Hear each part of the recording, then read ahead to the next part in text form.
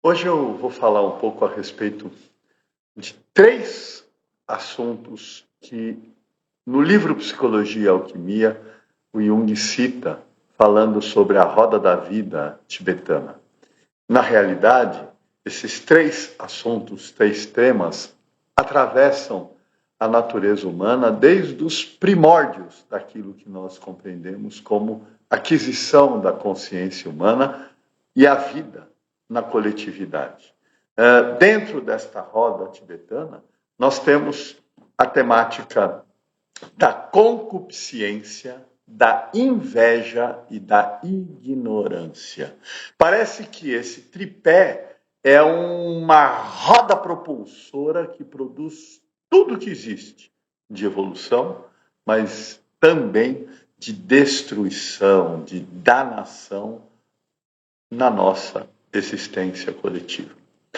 Começando pela concupiscência, né, que é o exagero do desejo, do prazer sensual, sensorial, que resvala, inclusive, ao material, nós temos a primeira tentação de Cristo, lá no deserto, onde também ele teve que dizer que nem só de carne vive o homem. Como é difícil a gente saber administrar essa busca de prazer. A busca exagerada de prazer leva o indivíduo para problemas de atitudes obsessivas, compulsivas, impulsivas, as dependências em geral de comida, de sexo, de droga, de álcool, de remédios e às vezes até de trabalho, e está muito ligado a essa questão da concupiscência. Ou seja, como lidar, não ter o desejo ou não valorizar a experiência prazerosa que produz dopamina, serotonina, é um absurdo, porque se a gente tem esses mecanismos de gratificação e recompensa, e a gente pode, né, tirar proveito deles numa experiência gustativa, numa experiência tátil, num abraço, numa experiência sexual, por que não? O problema é o que leva a pessoa a se perder completamente e não saber mais usar moderada e harmoniosamente este aspecto. O segundo aspecto, né, que é a inveja, está muito ligado ao status social. É a segunda tentação de Cristo, né, onde foi oferecido para ele a possibilidade de fazer um milagre e ele ter fama. Nossa, o que eu tenho ouvido indivíduos desesperados, querendo aumentar a quantidade de seguidores, ter like com medo do unlike, é absurdo. É interessante que mundo é esse que nós estamos vivendo. Esses dias, voltando do aeroporto de Cumbica aqui para Moema, onde é minha casa, o nosso consultório, o IGEP, eu estava conversando com um motorista de Uber, o que me surpreendeu. O cara é formado em matemática pela USP, fez mestrado, doutorado, conhece profundamente a história do Pitágoras e trabalhando de Uber. Me disse, infelizmente neste país e no mundo, mas aqui é pior, a educação é completamente desprestigiada. A gente não tem prestígio, a gente não tem absolutamente nenhum tipo de valorização social, inclusive. Um absurdo. E eu estava com a Simone, que é minha companheira e que tem um doutorado em ciências da religião, onde ela trabalha questões do caos, e um mestrado onde ela fala de Pitágoras, cujo um livro, Pitágoras, o Mestre de Samos, foi publicado agora há pouco. Então imagine a conversa no Uber, onde o indivíduo começou a dirigir a 30, 40 por hora, talvez para esticar mais o tempo da conversa. E no meio da conversa toda ele fala que o filho dele de 14 anos, né, está querendo desistir de estudar porque ele chegou à conclusão que ele quer ser um youtuber, ele quer ser um influencer, né? E o pai fala, imagina, mas como é que você vai influenciar alguém ou ter conteúdo para falar se você não estuda? E o menino responde para ele, o que adianta estudar, pai? O senhor fez mestrado, doutorado e trabalha no Uber, né? Em compensação, um luva de pedreiro, que é um quase analfabeto, não faz nada e ganha mais de 20, 15 milhões de dólares por ano, conhecido mundialmente. Agora, fazendo o quê? Nada. Assim como uma legião de influencers, né? Pessoas que têm a fama e geram muita inveja em quem não tem essa fama. Interessante, as grandes intrigas da mitologia, da história da humanidade, inclusive na Bíblia, está muito pautado pela inveja. E o que é inveja? Inveja sempre é uma relação que está estabelecendo uma medida de valor em relação ao outro. O que o outro tem e o que eu não tenho. O que o outro consegue e o que eu não consigo. E geralmente a inveja, quando se torna uma coisa muito destrutiva, porque a gente pode dizer que tem aquele impulso de inveja, mas você transforma em admiração e começa, de alguma maneira, seguir o caminho do outro, o percurso do outro, compreender as ideias do outro, para poder, de alguma maneira, conquistar tanto quanto, até mais, que o outro, mas sem destruir o que o outro conquistou, sem depreciar, sem diminuir. Porém, o invejoso patológico, não, porque ele já de pronto sabe que ele não vai conseguir conquistar a conquista do outro.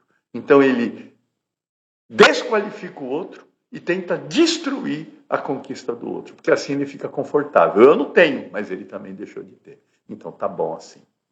A gente está muito mais preocupado com que o outro ganhe conquista do que com as nossas próprias conquistas, assim como a gente quer buscar esse status. E esse status, né, que ninguém está fora, inclusive eu aqui, dentro desses vídeos, tenho sim interesse de propagar cada vez mais esses vídeos, de fazer com que as pessoas deem like, de fazer com que as pessoas, de alguma forma, ajudem, né, a aumentar a quantidade de seguidores do canal do IGEP. Obviamente, eu tento me autoiludir, não sei se é real ou não, com a desculpa de que é por uma causa maior, é para fazer as pessoas saírem do terceiro aspecto que a gente está falando aqui agora, que é a ignorância. Voltando, né? É concupiscência, inveja e ignorância. E é interessante, né? No mundo material e capitalista, a ignorância é transformada em riqueza material. Foi a terceira tentação de Cristo, né? Ou seja, ele foi primeiro tentado nos prazeres, na concupiscência, depois tentado na fama, né? Para aí todos terem inveja dele, da fama dele, do quanto que ele era seguido por tantos, e depois, né, tentado para ser um dos homens mais ricos do planeta, e poderia ser. E ele conseguiu, de alguma maneira, não se entregar a essas tentações. O problema é que, na nossa sociedade absolutamente materialista, que cada vez nega mais a espiritualidade, é muito doido, né? Eu vejo agora, né, os influencers são, de alguma forma, conduzidos pelos administradores de tráfego, tem um monte de coisas ligadas a esse meio, e aí, uma vez, eu ouvi uma pessoa dizendo, olha, falar sobre alma, falar sobre espírito, falar sobre o sentido da vida, te faz perder seguidores. No fundo, o que as pessoas querem? Seguidor raso, né?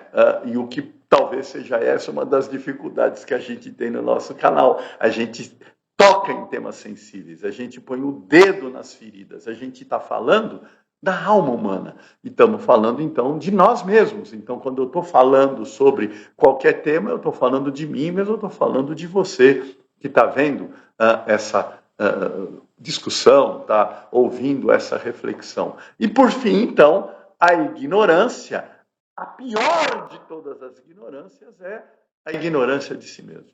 O indivíduo nem sabe o que ele é, para que ele é, por que ele é, como ele é. Ele acha que ele é um currículo Lattes, uma bio, né? Mas assim, isso é ele? Ou é isso que, de alguma forma, ele assimilou como dele, vestindo uma persona, e quando ele vai ver, ele não é nada disso, e corre o risco de ter um fim tão pífio quanto em Tabacaria de Fernando Pessoa, onde ele termina dizendo: fiz de mim o que não soube, e o que poderia fazer não o fiz. O dominó que vesti estava errado, me conheceram pelo que eu não era, e eu não desmenti. E agora que eu estou tentando tirar essa máscara, ela está grudada, e quando eu consigo tirar, eu já estou envelhecido e já sem a vitalidade para continuar a minha jornada. Quantas pessoas viveram uma vida sem sentido, sem significado, sem propósito, exatamente pela falta do autoconhecimento, pela falta da autocrítica, da autorreflexão. Do porquê que eu estou aqui gravando esse vídeo, porquê que você está aqui assistindo esse vídeo. Qual é a consequência disso? Para quê? Como? De que jeito?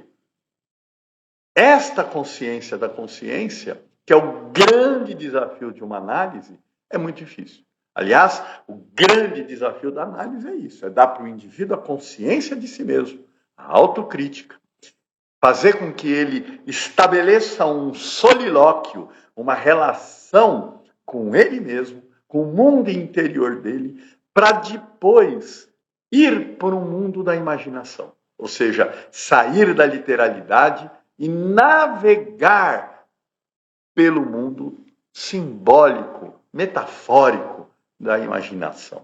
A imaginação é o que salvará a humanidade desta deterioração louca, dessas guerras. Enquanto a gente estiver lidando com a realidade de maneira literal, concreta, a gente está unilateralizado. E unilateralizado a gente fica monotemático. E aí o indivíduo não consegue entender as falas quando a gente diz, olha, não pode ser preso à concupiscência. Não é literal. Né? Não pode estar absolutamente rendido à inveja e essa busca desenfreada de pertencimento, de fama, né? de valorização do outro, né? Que o outro te valorize. Né? E não pode também ficar obcecado pela riqueza, pelo excesso. Então, na verdade, o excesso é o grande problema. E essa é a grande dificuldade. E com isso, então, todos vão ficando num nível de egoísta também patológico, porque o egoísmo não é ruim em si. Né? É importante o indivíduo primeiro aprender a se amar, a se cuidar, a se respeitar. O problema é quando esse egoísmo fica patológico. Na real, nenhuma dessas emoções ou desses atravessamentos, inveja, culpa, raiva, vingança, egoísmo, medo, são ruins. Eles se tornam ruins quando eles ficam exagerados, unilaterais, né? Quando eles ganham uma condição monotemática na vida da pessoa, porque aí o indivíduo fica envenenado naquilo. E com esse veneno ele não consegue fazer nenhuma transformação. Bom, como o propósito a gente está sempre com vídeos na média de 10, 12 minutos, cheguei ao fim, daria para falar muito mais coisas, espero conseguir ter disponibilidade de tempo para gravar outros com temas próximos, para a gente ampliar essa reflexão e sonhar. Utopicamente, lembrando que utopia nos faz ir para frente, como dizia o Namundo, um mundo melhor, um mundo mais igual, mais fraternal, né? E mais livre. Não? Um mundo de prisões, de possessões, de territórios, de competições e de muita, muita, muita destruição e sofrimento. Até uma próxima. Fiquem ligados, vejam os nossos congressos, vejam no site do IGEP a quantidade enorme de artigos que nós temos em artigos, mais de 500, com temas muito ricos, profundos, produzidos pelos professores, analistas de datas do IGEP, pelos analistas de informação do IGEP. Ok? Até uma próxima. Obrigado.